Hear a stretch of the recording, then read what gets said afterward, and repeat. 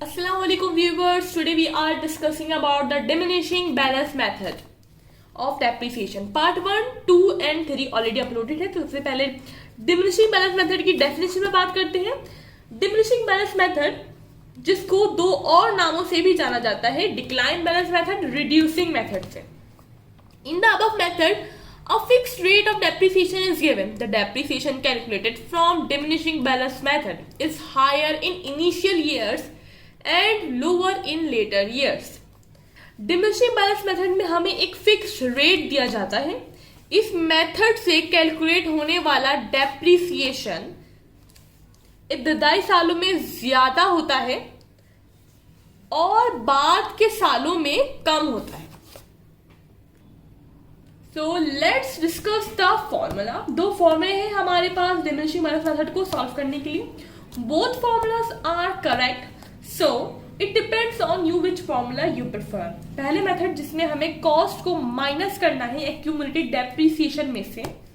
जब हम हर साल डेप्रिसिएशन निकालते हैं यानी हर साल डेप्रिसिएशन कैलकुलेट करते हैं तो वो डेप्रिसिएशन एक्यूमुलेटेड डेप्रिसिएशन के अकाउंट में जमा होता रहता है।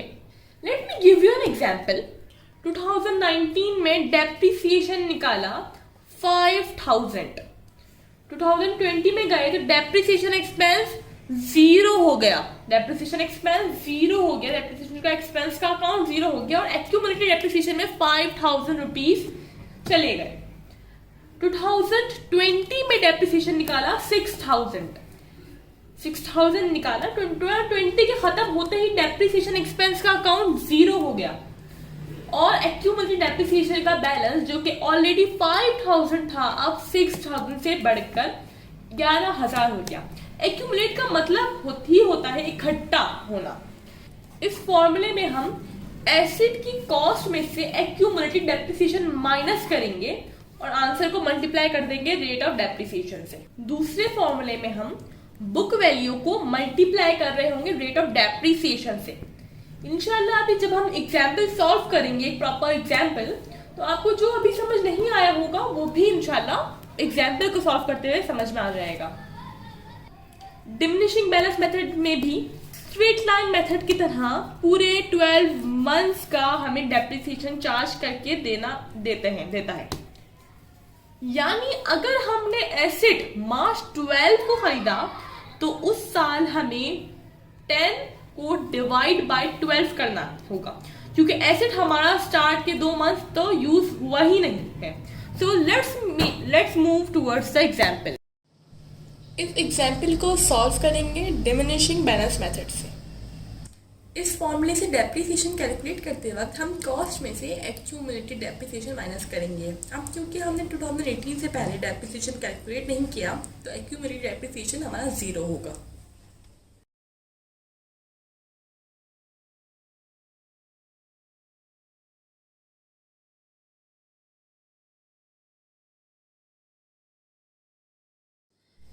टू 2019 में डेप्रिसिएशन कैलकुलेट करते वक्त हमारा एक्यूमुलेटेड डेप्रिसिएशन 1 लाख होगा क्योंकि एक्यूमुलेटेड डेप्रिसिएशन में हर साल का डेप्रिसिएशन इकट्ठा होता है।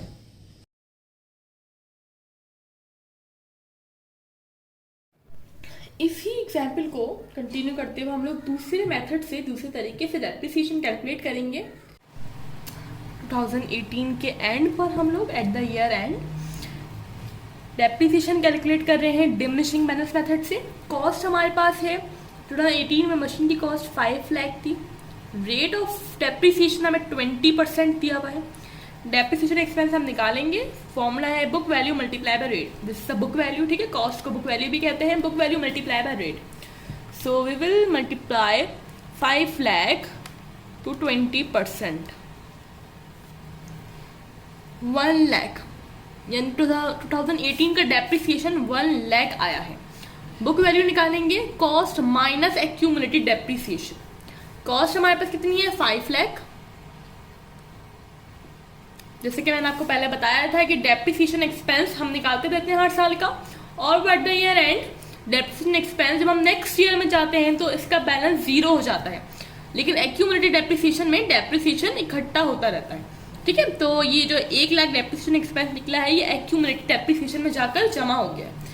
तो माइनस कर देंगे 1 लाख बुक वैल्यू निकालने के लिए, और हमारे पास आ गया 4 लाख। 2018 और 2019 का डेप्रिसिएशन चार्ज करना था हमने। अब हम आएंगे दिसंबर 31, 2019 पर। अब हमारे पास बुक वैल्यू यानी कॉस्ट वो 4 लाख हो चुकी है।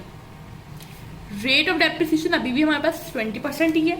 डेप्रिसिएशन निकालेंगे अब book value multiply by rate. Book value अब हमारे पास 5 नहीं बल्कि 4 लाख है।